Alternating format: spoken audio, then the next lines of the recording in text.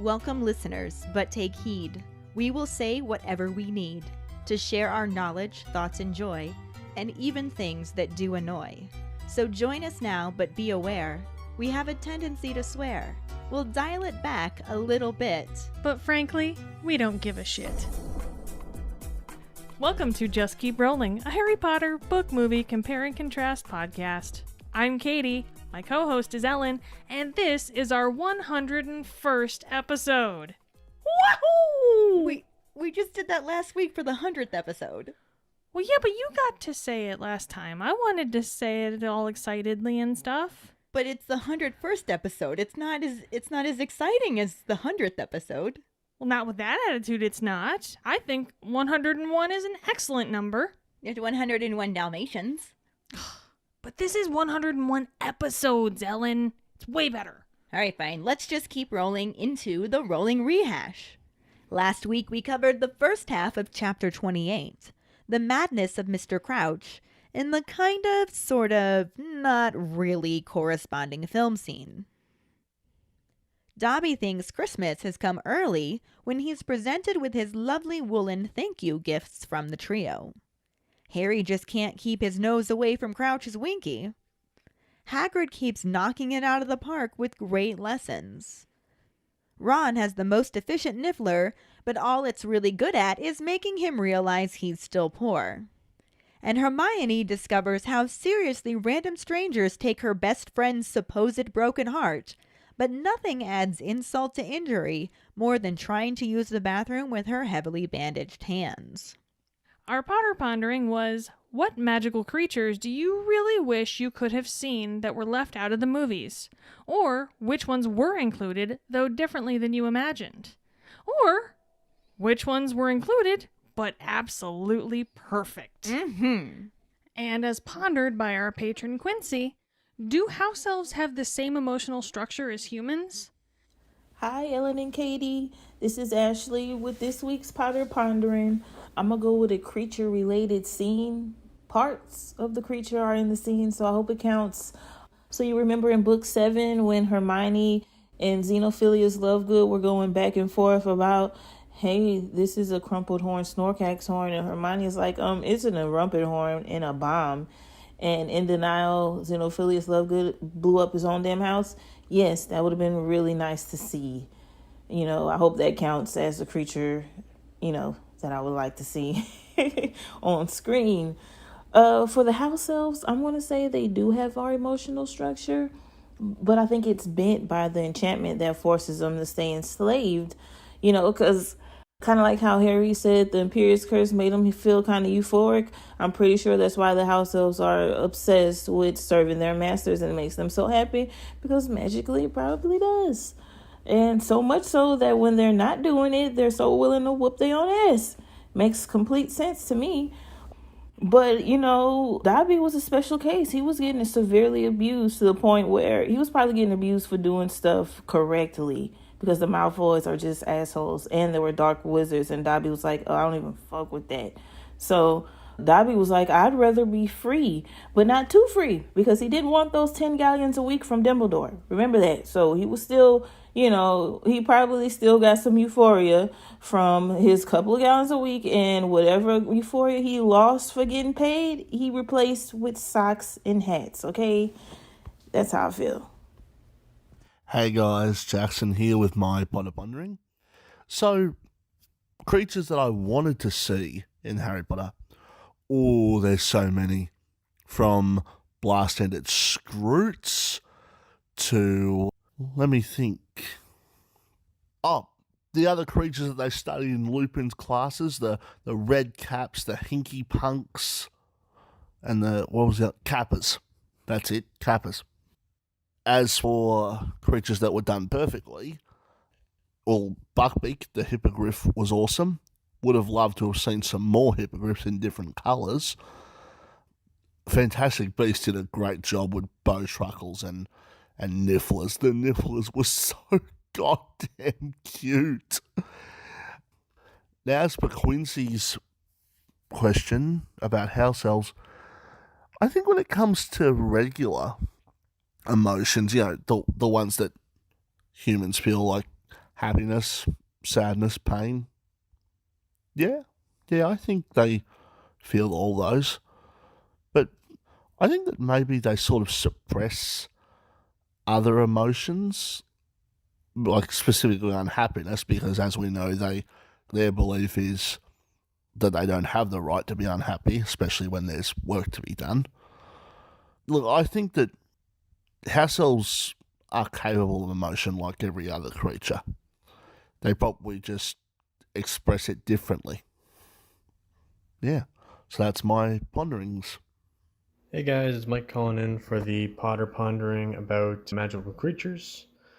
As for magical creatures that I really wish that I could have seen that were left out of the movies, a lot of the ones that were featured in the maze at the end, I thought would have been pretty cool. The Scroots obviously are part of that, but also in their earlier part of the movie, I think it would have just been really fun to see the entire class be traumatized by these giant, weird looking, I imagine they look like potato bugs, only scalier and awful to behold. And then also I think the Sphinx would have been super cool. As for creatures that were in the movies that were completely different than what I thought, the main one that comes to mind is the house elves. Like when I first saw Dobby, in my head after reading the second one, I was picturing like more like childlike dimensions, I guess. Well, not even. He was like kind of rounder, and I kept fixating on the round tennis ball eyes as she described them. And so to me, I guess the rest of them was kind of rounder as well. And then they showed like this gangly thing that looked like half starved. And I was like, what the fuck is that? And yeah, I mean, obviously that kind of passed quickly, but it was way different than how I had pictured Dobby in my head. Speaking of house elves, I feel like they probably do have a similar emotional structure as humans. It does seem like they're always portrayed as being a little more naive than humans and a bit more childlike. And like that might just be a bit of a bias based on, the house elves that we know. But also they seem the children to goblins very much the crabby old man sort of human-ish persona. So yeah, I guess that's my thoughts on that. And yeah, bye. Thank you for your responses. Yes, you keepers rock! Our trivia question last week was, what time does McGonagall tell Harry he has to go down to the Quidditch pitch to learn about the third task? After Transfiguration class, Professor McGonagall tells Harry to head to the Quidditch pitch at 9 p.m. Congratulations goes to Jackson Miller. Woohoo! He's up to 5 weeks in a row. Will he keep it going? We shall see. For now, let's just keep rolling into the second half of Chapter 28, The Madness of Mr. Crouch, and the kinda, sorta, maybe corresponding film scenes? Chapter 28, The Madness of Mr. Crouch, Part 2.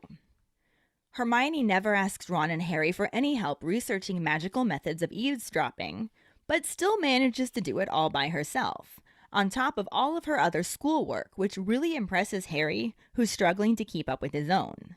He's also making a point to send regular food packages and updates to Sirius, while they wait to hear back from Percy. It isn't until the end of the Easter holidays that Hedwig returns with Percy's letter and a package of Easter eggs from Mrs. Weasley. Harry's and Ron's are both the size of dragon eggs, but Hermione's is the size of a chicken egg, and her face falls as she realizes that Mrs. Weasley must read Witch Weekly. Harry changes the subject to Percy's response, which was short and irritated, insisting that Crouch is taking a well-deserved break and is sending in regular notes. He asks them not to bother him again unless it's something important. The start of the summer term normally would involve training for the last Quidditch match of the season, but instead, Harry has to go down to the Quidditch field at 9 to learn about the third and final task of the Triwizard Tournament. At 8:30, he heads out of Gryffindor Tower and runs into Cedric Diggory in the entrance hall. The two head out to the Quidditch field together, discussing what the task could be, and are shocked to arrive and find the field covered in hedges. Bagman greets them and asks them what they think, before seeing the look on Harry and Cedric's face and reassuring them that their Quidditch field would be back to normal once the task is over. He says he imagines they can guess what they are making, and Crumb grunts that it's a maze. Fleur wonders if they just have to get through it, and Bagman explains that there will be obstacles, like creatures and spells. They get to enter the maze according to their ranking order, and then he says that if they don't have any questions, they should head back to the castle. He hurries alongside Harry, who assumes he's going to offer to help him again, but then Crumb taps Harry on the shoulder and asks for a word.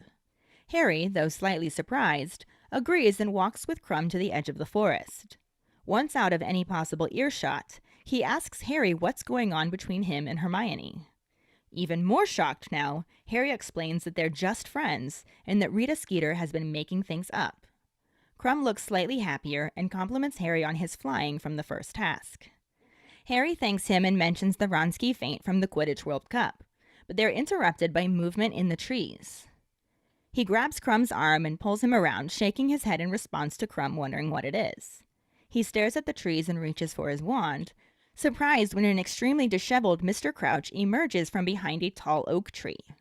Harry walks towards him and realizes that he's talking to himself, thinking that he's giving orders to Weatherby about the tournament.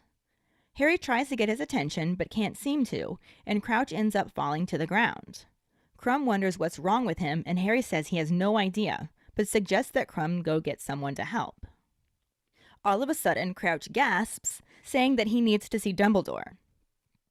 Harry tries to persuade him to get up so he can take him to the headmaster, but he slips back into the confusion of giving directions to his assistant and talking about the 12 OWLs his son recently gained. Harry asked Crumb to wait with Crouch, saying he will go get Dumbledore, but before he can leave, Crouch pulls him down and begins desperately whispering about how Bertha is dead, his son all his fault, saying he has to tell Dumbledore and also mentioning the Dark Lord. Harry again tells Crumb to stay with him and sprints back to the castle, straight to the hidden staircase that leads to Dumbledore's office. He tries to guess the password and is eventually interrupted by Snape, who proceeds to give him a hard time in his desperation to reach the headmaster. As Harry is trying to explain the situation, the stone wall slides open and Dumbledore appears. Harry sidesteps Snape and tells Dumbledore about Crouch, relieved when the headmaster doesn't ask any questions and just tells Harry to lead the way. Harry explains what Crouch said as they walk and that he left him with Victor Crumb, and Dumbledore speeds up his stride to get there faster. They reach the spot where Harry left Crumb and Crouch and at first don't see anyone. Dumbledore lights up his wand and they find Crumb stunned on the ground. He renovates him and Crumb wakes up muttering that the madman attacked him from behind while he was looking to see where Potter had gone. At this point, Hagrid shows up too, and Dumbledore sends him to fetch Professor Karkaroff. He also tells him to get Professor Moody too, but Moody is already limping towards them, asking what happened, saying Snape said something about Crouch. Hagrid heads off to fetch Karkaroff, and Moody begins to search for Barty Crouch. When Karkaroff arrives, he is outraged to learn that one of the Triwizard Tournament judges attacked his student and rants about it before spitting on the ground at Dumbledore's feet. Hagrid lifts Karkaroff by the furs and slams him into a nearby tree, demanding that he apologize to Dumbledore, who tells the half-giant no and asks him to instead escort Harry back to the castle. Hagrid isn't sure if he should leave, but Dumbledore insists and directs Harry to go right back to Gryffindor Tower and to wait to send any letters until the morning. Harry wonders how Dumbledore knew he was considering sending a letter to Sirius, but agrees and heads off with Hagrid, who angrily growls about Karkaroff before lecturing Harry about going off alone with Crumb. Harry insists that Crumb is all right and points out that Hagrid was getting on all right with Madame Maxime, causing Hagrid to again growl not to talk to him about her, especially since she's been trying to get back into his good books to learn about the third task. He again insists that you can't trust any of them and is in such a bad mood that Harry isn't sad to say goodbye when he reaches the fat lady. He climbs through the portrait hole and heads straight to Ron and Hermione to tell them what happened. The movie scene starts out with a nighttime wide transition shot of the castle, lake, and mountains, where Hagrid's voice begins to say that he remembers. It then cuts to Hagrid walking through the trees with Harry, Ron, and Hermione, talking about how he remembers when he first met them all, calling them all the biggest bunch of misfits he had ever set eyes on, but also saying they reminded him of himself a little. He goes on to say that here they are, 4 years later, and Ron laughs, saying they're still a bunch of misfits. Hagrid says, maybe, but they've all got each other, and Harry, of course. The camera shifts to show Harry walking slightly apart from the others, looking forlorn, as Hagrid yells out that Harry is soon to be the youngest Triwizard Champion there ever has been. He then begins to sing the school song, which Hermione and Ron both join in on. Harry continues to wander in a direction on his own and notices a bowler hat lying on the ground. He walks towards it and feels a pain in his scar as he comes up on a large tree and sees a leg poking out from behind it. The camera pans around the tree and reveals Mr. Crouch is lying on the ground, dead. Dun dun dun. Dun, dun, dun. So this half of the book chapter does actually have a teeny bit of a film scene that, sort of goes along with it. Just a teeny bit. Just a little guy. It definitely corresponds, but it is not the same. No, not at all. We start off this section with the knowledge that Hermione has managed to research magical methods of eavesdropping all on her own, on top of doing all of her other schoolwork. I mean, that sounds pretty familiar from stories that you've told me of your first couple weeks back to school. It's my life right now. It's also why we haven't had any kind of Potterheads of History episodes or cooking show episodes posted, because we are lucky I'm getting the regular episodes out on time. And you're doing very well. Eventually, I will be caught up on school stuff. And by next school year, this is going to be a breeze. Right? Because I won't have to make all of the lessons again. This is just my first year full-time at one school. And the way that my schedule worked out in the past, I only got to see about half the school at a time. So I would only see each grade about half the year. Yeah. Which means now I have to figure out how to plan a whole year's worth of curriculum and not just half a year's. Right? It's a little different for you. It is a little different in a wonderful way. Mm-hmm. But I can't just be like, and more lessons to tack on to the end of the year. No, it has to actually follow the units that I have set up already. So I have to come up with new lessons to fit into the units that I'm already in. What? You need cohesive lesson plans? Yes, I have a curriculum, and I just have to expand that. And I also have Ohio State standards that I have to follow. And everything has to tie in together. And I actually have a pretty fantastic principal, but he is, what's the word? Hard to read. And he is my evaluator now, and I've never been evaluated by him before, so I don't know how it's going to go. And that makes me feel like I have to be even more on top of my game. It's a lot. And all of this is reasons why I'm not a teacher. But I am very impressed.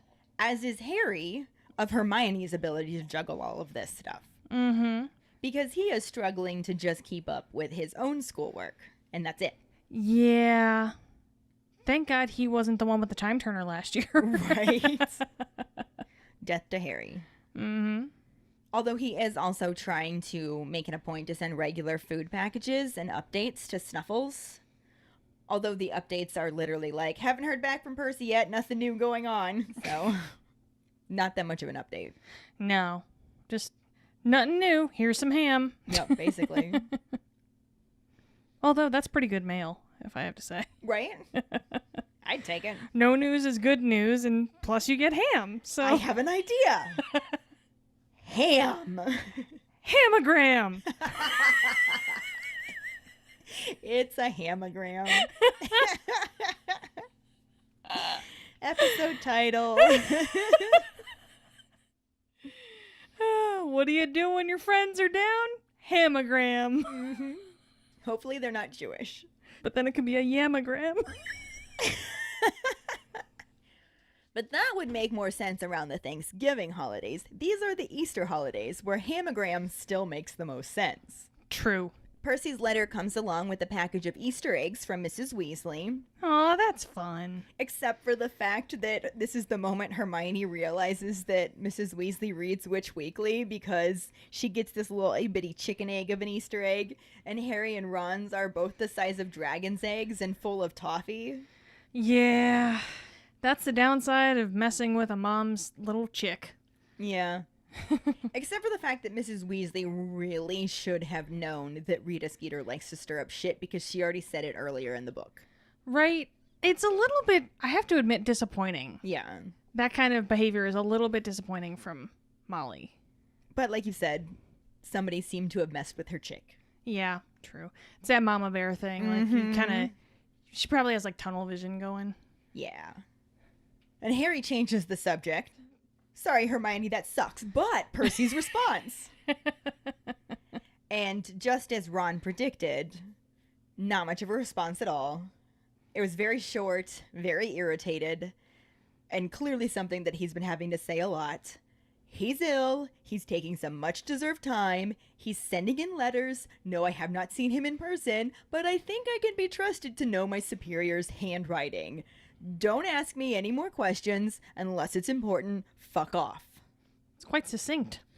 I mean, that's basically what the letter was, except for the fuck off. I added that in. Well, I figured that. Yeah. It's not Ron, it's Percy. So, yeah, nothing useful from that. Shocker. But it was worth a shot at least. Yeah, they tried. Yep.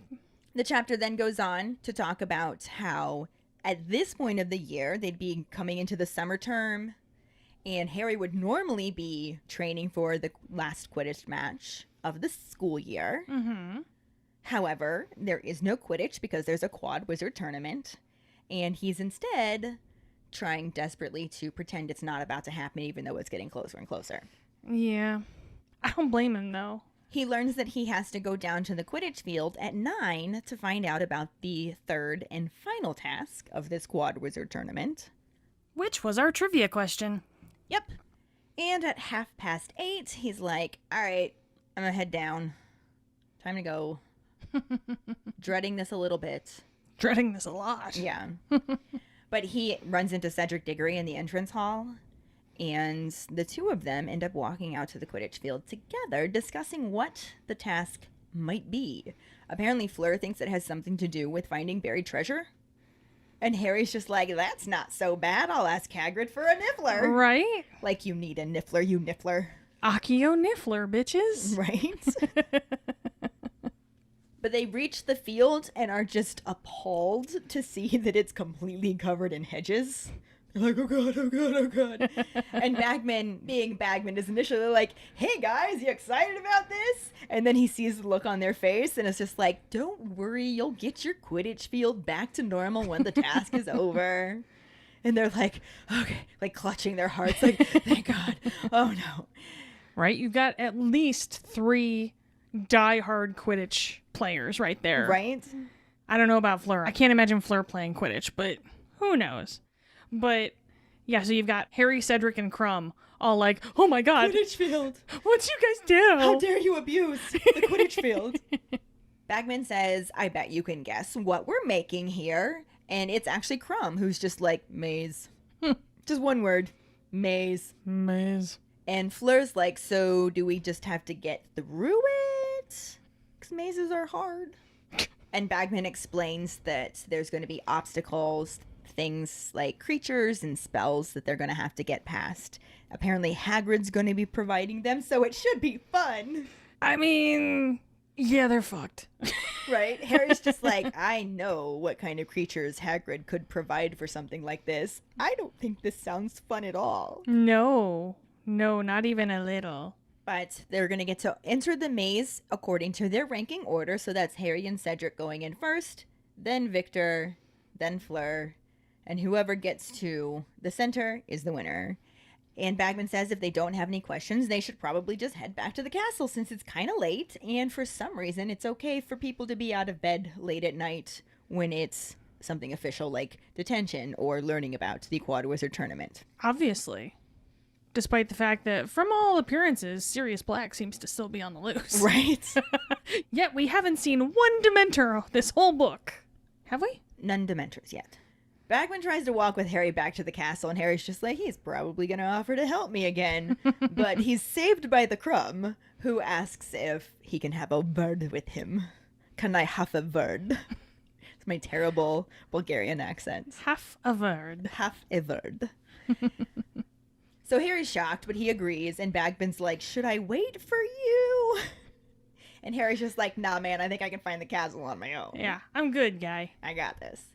And he follows Crumb to the edge of the forest where they're out of earshot, and then is even more shocked when Crumb's just like, what is going on between you and Hermione?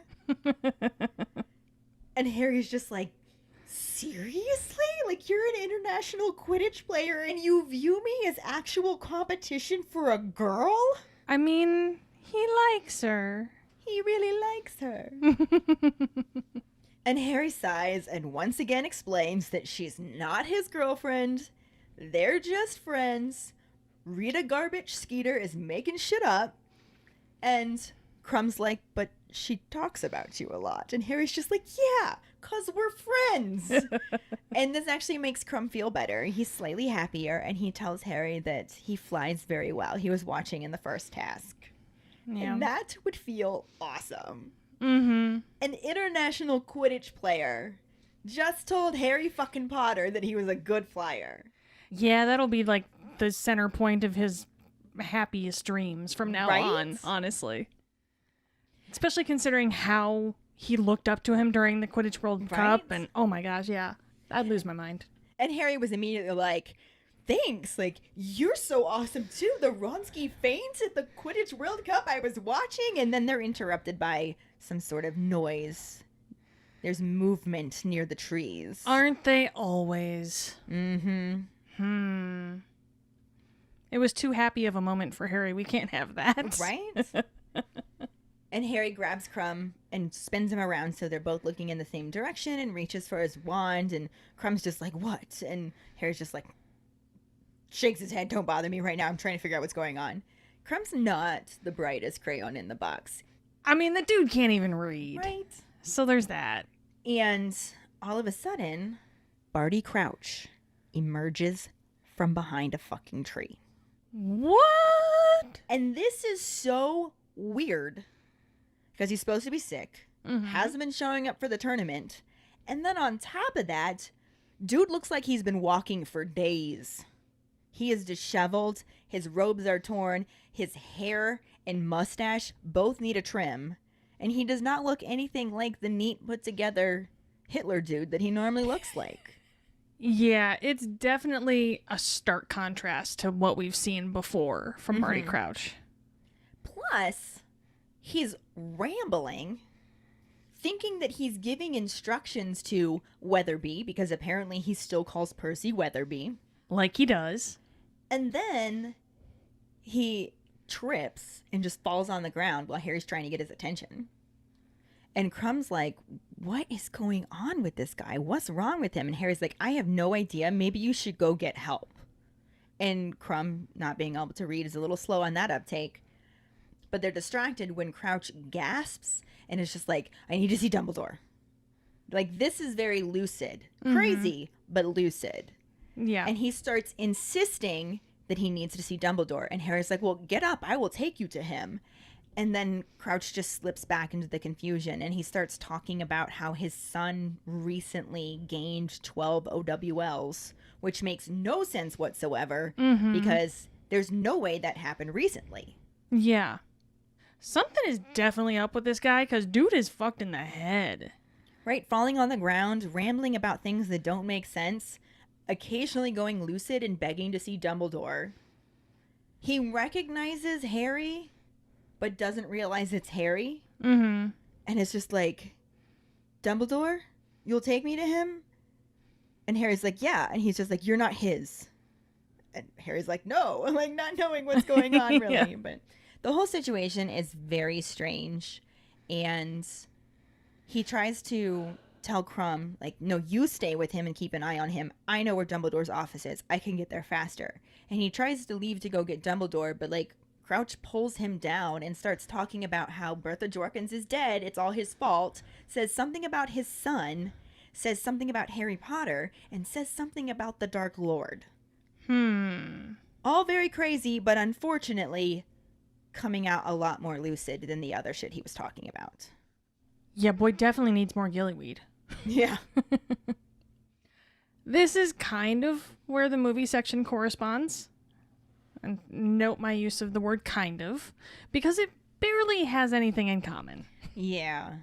We join our hero in the Forbidden Forest at dusk, because, sure, why not? But Harry's not with Crumb. He's sort of with Hagrid, Ron, and Hermione. Yeah, the movie also never had them find out about the third task. It's just a cut to them in the forest after the second task. Why would you need to know about the third task? That's so dumb. Right? Whatever. And we hear Hagrid say that he remembers when he first met them all as he walks along with the trio, as they are. He then calls them the biggest bunch of misfits he ever set eyes on. Not wrong there. Nope. He goes on to say that they remind him a little of himself.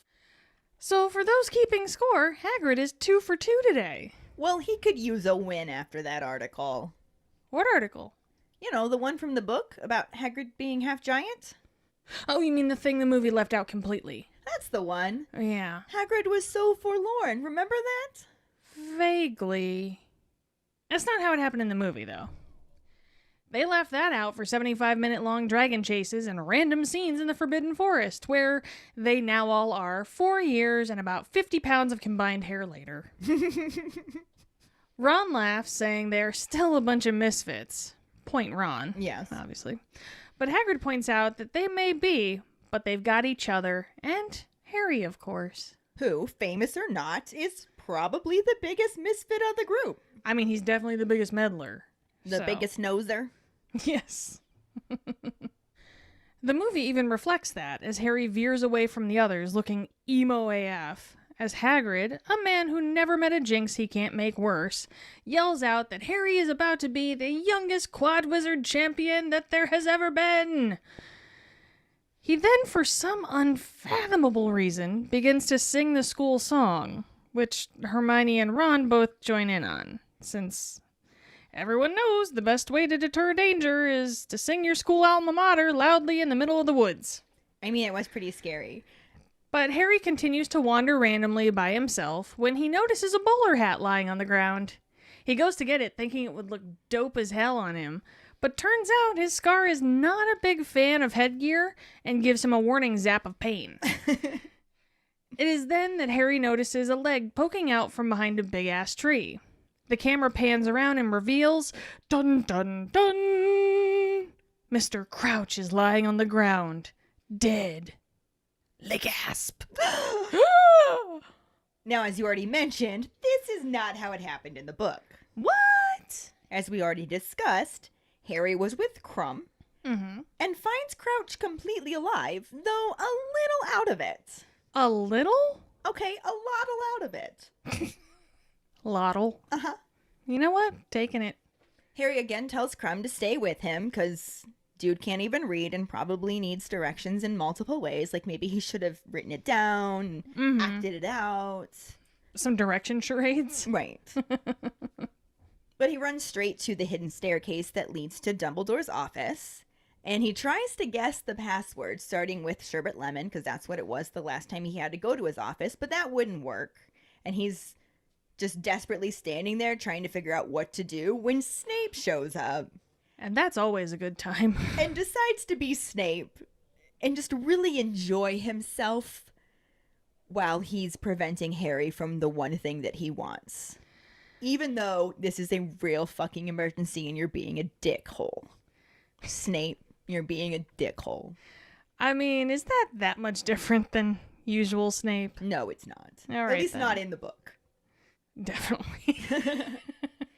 So Harry's trying to explain the situation to Dickhole Snape. Dickhole Snape? Dickhole Snape.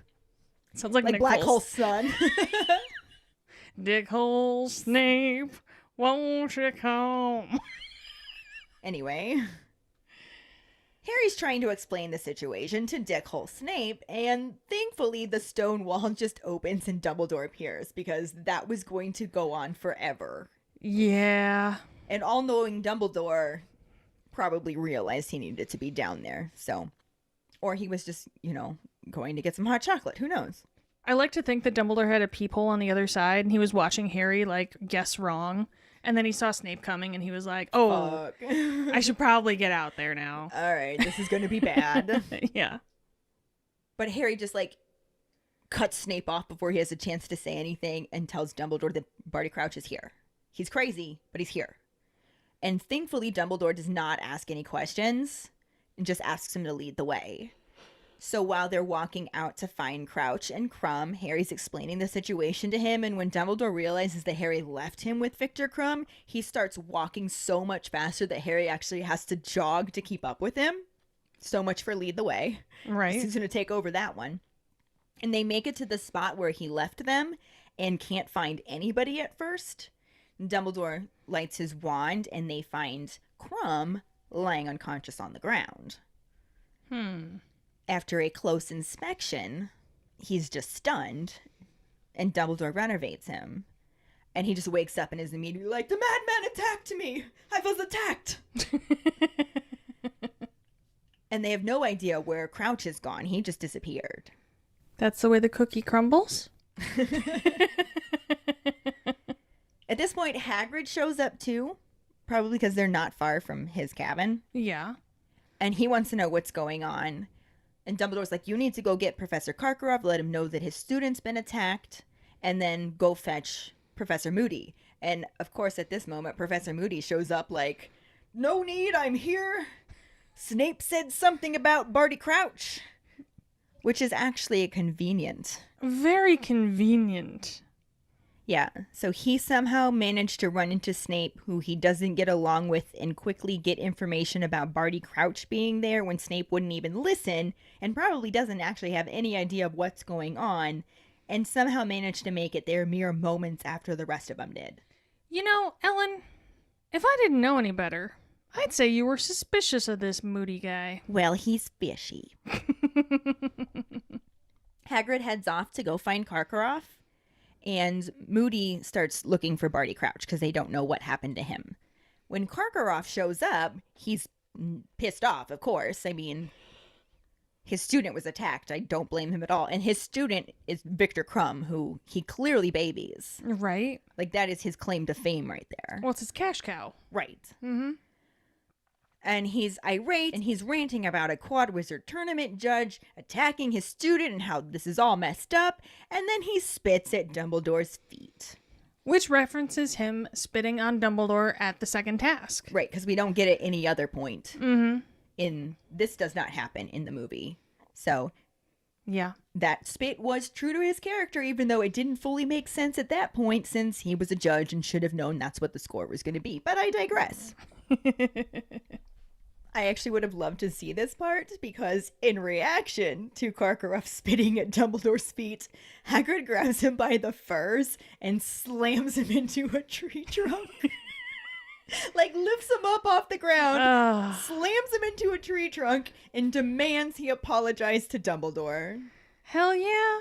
Think about how he reacted to the Dursleys. Right? Calling him a crackpot old fool. Right? Like, he bent a goddamn rifle at that point. Hagrid is totally Dumbledore's goon. Mm-hmm. Oh, for sure. Just saying. But with a heart of gold. Fungal Hagrid, the goon with a heart of gold. Dumbledore, of course, is just like, Hagrid, no! We cannot treat him like this. Secretly, he's going, Hagrid, yes! But... Hagrid, yes? Hagrid, no! So, Hagrid lowers him. But Dumbledore insists that he takes Harry back to the castle instead, and Hagrid just like, maybe I should stay here? And Dumbledore's like, dude, I do not need a goon in this moment. Please take Harry back to the castle. And then he turns to Harry and is just like, go straight back to Gryffindor Tower. Do not pass go. Do not collect $200. Do not send any letters you might be thinking of sending. And Harry's just like, how did he know I was going to go send a letter to Sirius?